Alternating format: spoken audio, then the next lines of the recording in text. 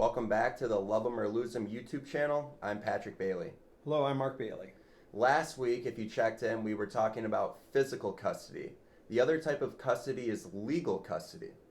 Right, legal custody is something that a lot of people don't really understand. I would say in the vast majority of the cases that people have and share legal custody. But what's it actually mean? Well, it means that the parties are going to share in important decisions involving their children. And some examples of that, probably the best example of that is school district.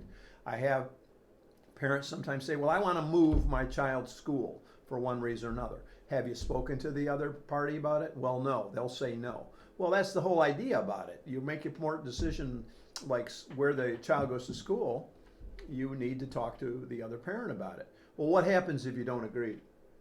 Yeah, if you don't agree and you have joint legal custody, you essentially have to file an action with the court, and you'll go to the friend of the court to decide that, and you'll plead your case, or he or she will plead their case, and the friend of the court will make that decision for you. So 99% of the time, people share joint legal custody, and people generally have the best interests of their children at heart. But like you said, it's very easy for people to disagree on school districts if someone lives 50 miles away from the other parent, because then it affects physical custody. So Mark, what are some other things that people need to agree on if they have joint legal custody? Well, I would say some of the most common complaints that I get is that the other parent is not informing me of important decisions.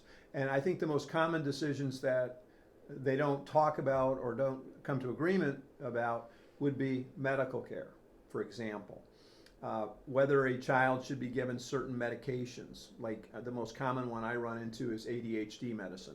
One parent says yes, the other parent says no. We've just had 2 years of the vaccination where there has been several cases regarding whether or not a child should be vaccinated or not. And so those are some of the most common sorts of, I guess, disputes that we run into.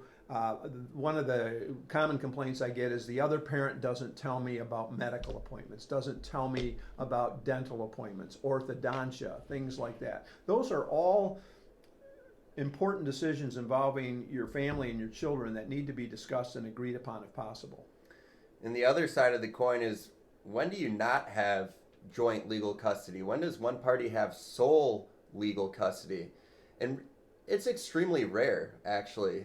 And really, the only scenario that I can think of that comes up most often is when a party has a personal protection order against the other party, and they can't actually communicate about their children with the other person. So what are some other scenarios where someone has sole legal custody? Well, the most common one that I see is when the parties just cannot communicate, or one parent continues to sign the children up for doctor's appointments and orthodontia and just refuses to let the other party know.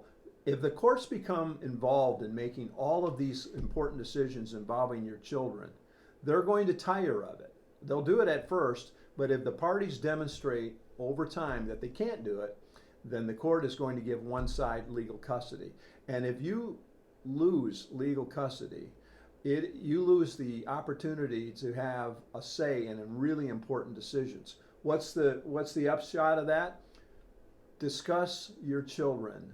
Make decisions that's in their best interests.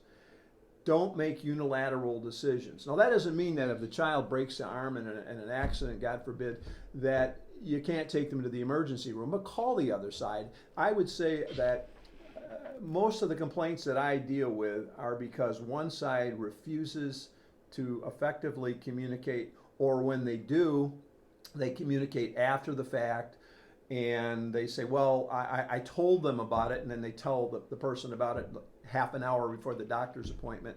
So avoid those kind of things. I get it. Sometimes there's animosity between spouses and so forth, but both parents really should be involved in the decisions involving their children.